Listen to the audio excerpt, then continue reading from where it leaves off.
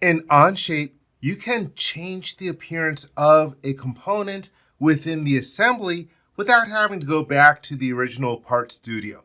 Let's take a look at that. Here I am in my assembly. I've got quite a few components, but many of them were developed in their own part studios using the default appearance, and so a lot of components blend together.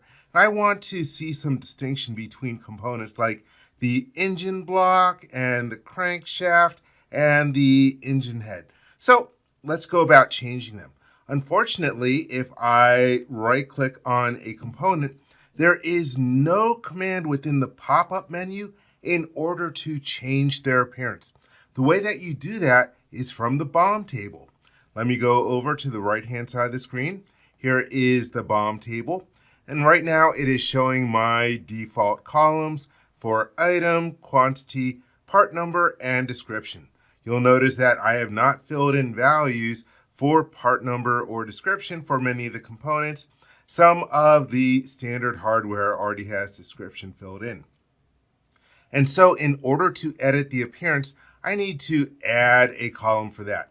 But what will be helpful before that is to add a column for the name so I can tell what everything is. And for the moment, I'm going to remove the columns for part number and description. I just don't need them at the moment. And then I can add another column. And right here at the top, we have appearance. So I add that into the list. And then I can see that most of the components indeed are using the default appearance. And so let's say I want to change the appearance of the engine head. I will double click on it. And this opens up the appearance dialog box. And I can say, what do I want instead? Maybe this color instead?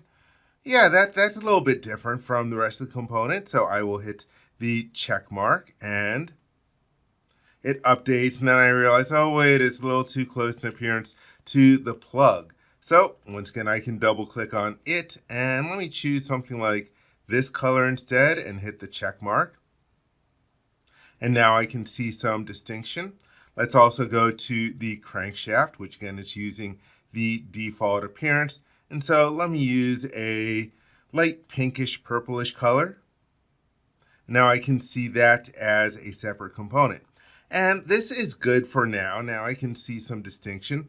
So I can collapse the BOM table. And so that is how you can edit the appearance of parts from the assembly.